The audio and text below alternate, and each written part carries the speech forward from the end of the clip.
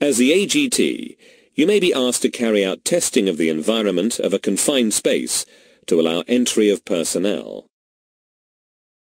Many people get confused about what constitutes a confined space. So what is a confined space? What is a confined space? In the UK, the Health and Safety Executive, HSE, defines a confined space as a place which is substantially enclosed, though not always entirely, and where serious injury can occur from hazardous substances or conditions within the space or nearby, for example, lack of oxygen.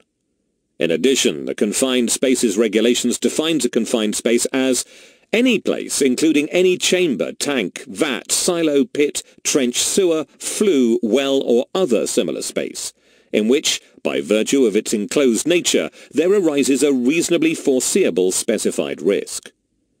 In the US, the Occupational Safety and Health Administration, OSHA, defines a confined space as any space that has limited or restricted means of entry or exit, is large enough for a person to enter to perform tasks, and is not designed or configured for continuous occupancy.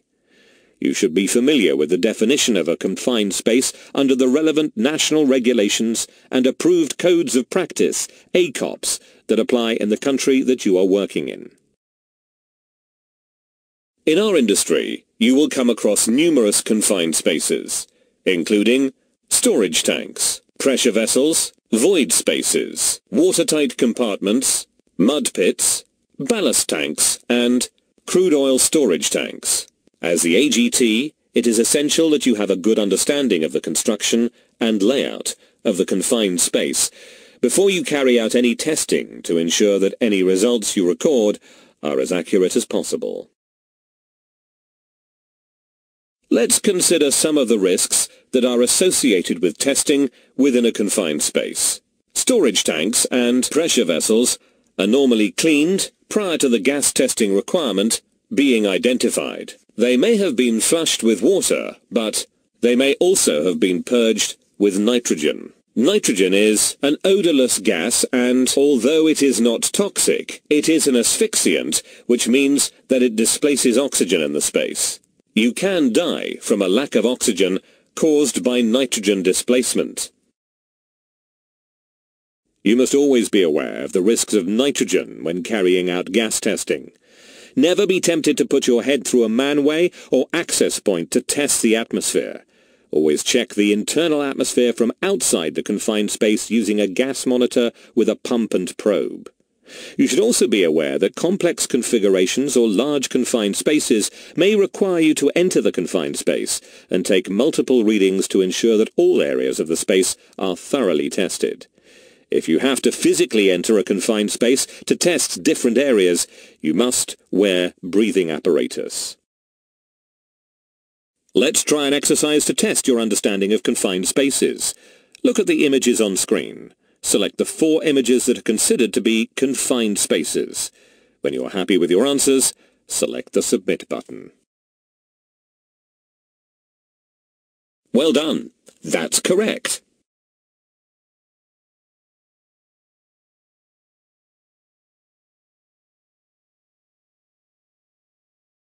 Survivors who have survived these episodes describe a funny feeling where they can take a deep breath and yet they still feel like they're suffocating.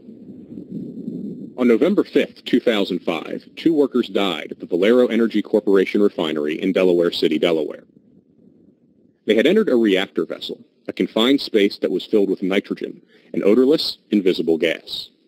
The accident occurred during a maintenance operation at the 5,000-acre facility, which processes 180,000 barrels of crude oil per day. The complex is one of Valero's 18 U.S. refineries and has 570 employees. The U.S. Chemical Safety Board investigated the accident and issued a case study with safety recommendations. This is not a new issue for the CSB. In fact, the board conducted an earlier investigation into the hazards of nitrogen asphyxiation and issued a safety bulletin in 2003. The bulletin identified 85 nitrogen asphyxiation incidents that occurred between 1992 and 2002, killing 80 people and injuring 50. That study and incidents since it was issued in 2003 show that lives continue to be lost because workers are not being made aware of the dangers of oxygen deprivation.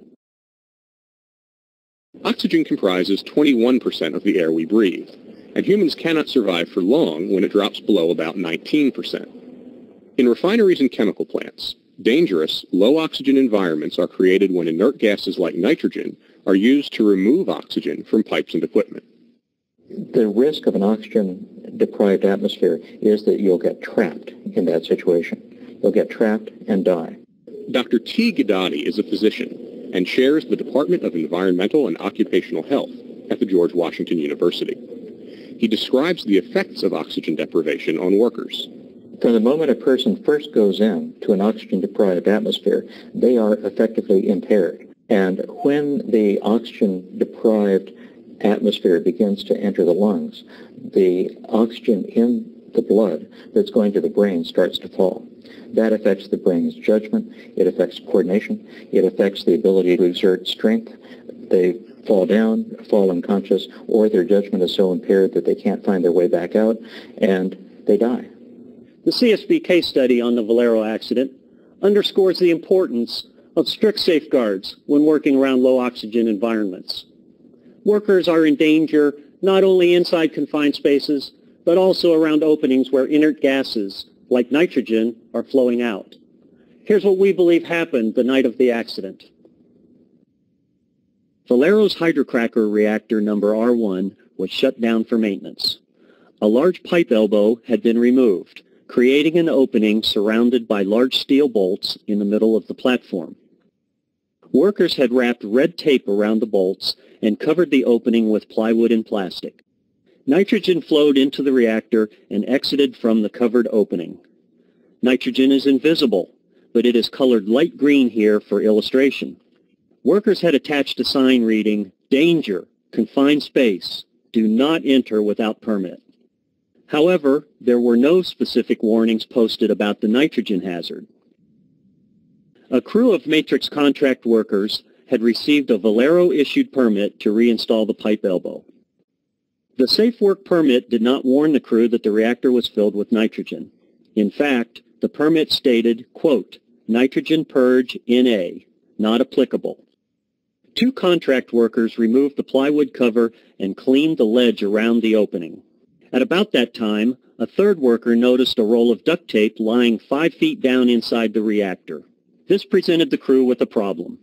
The tape would cause the reactor to fail Valero's cleanliness inspection, and they would not be allowed to reinstall the elbow until it was removed. However, entering the reactor to remove the tape would require obtaining a specially trained and equipped crew and a confined space entry permit from Valero. That process would take many hours and delay the installation of the elbow, which was to be completed before the end of the night shift, now half over. In addition, the crane needed for lifting the 5-ton elbow into place had just become available for a short period.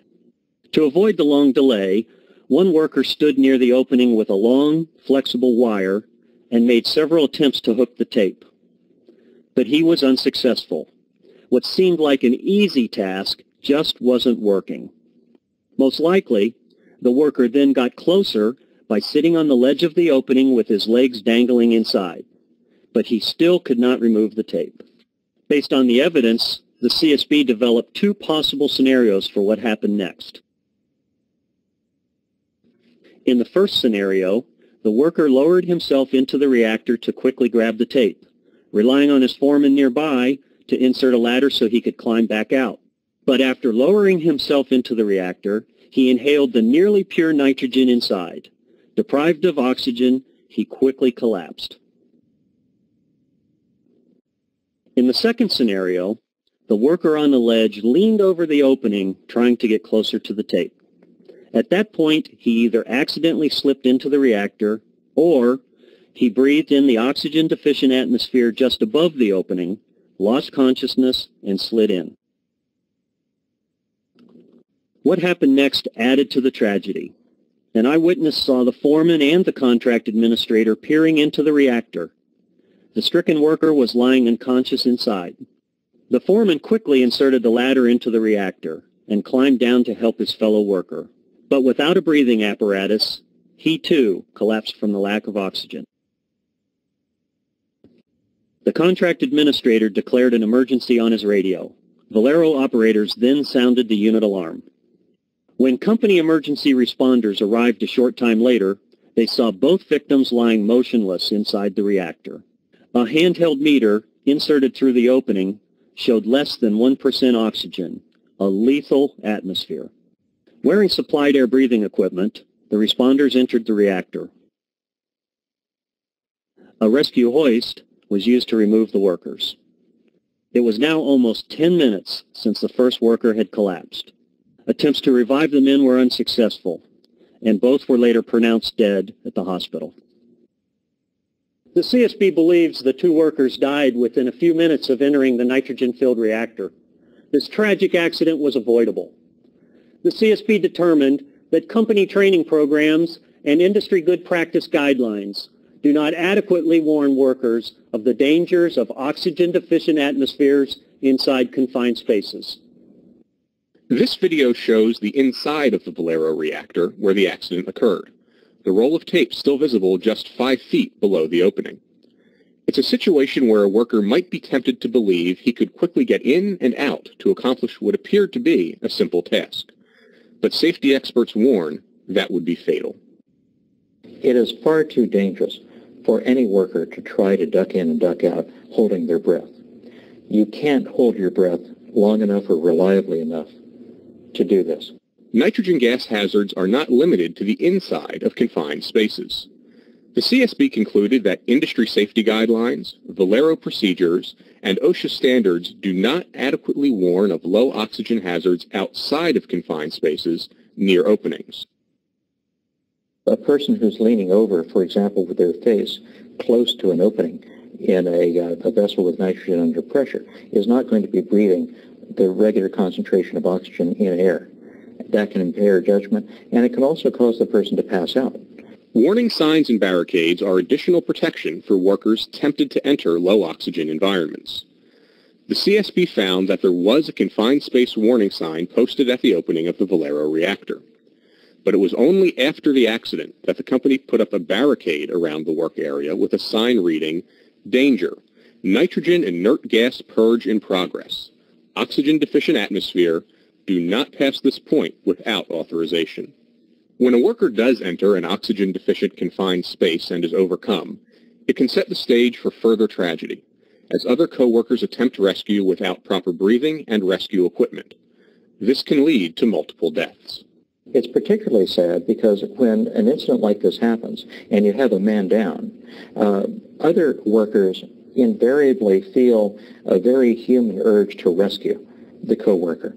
So they run into the situation very often without getting self-contained breathing apparatus, without getting an air supply, and fall victims themselves.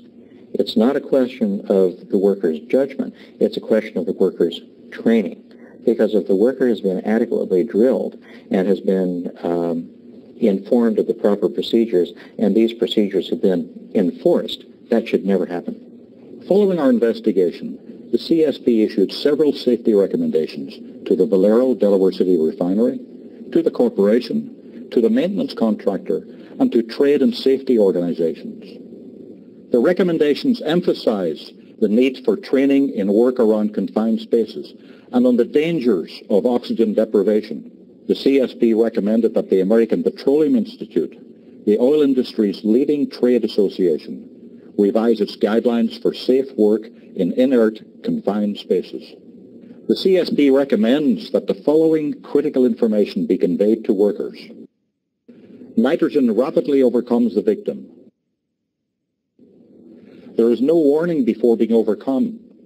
Oxygen deficiencies may exist just outside a confined space opening. Any personnel attempting rescue must strictly follow confined space entry procedures to avoid further loss of life, and use warning signs and barricades where appropriate. Nitrogen and other inert gases are widely used and vital components in the operation of chemical plants and oil refineries. But they can be silent killers in confined spaces. The CSB believes that lives will be saved if companies provide comprehensive training and strict enforcement of safe work procedures. To view the written CSB case study on Valero and the CSB Nitrogen Safety Bulletin, please visit our website at csb.gov. Thank you for watching this CSB safety video.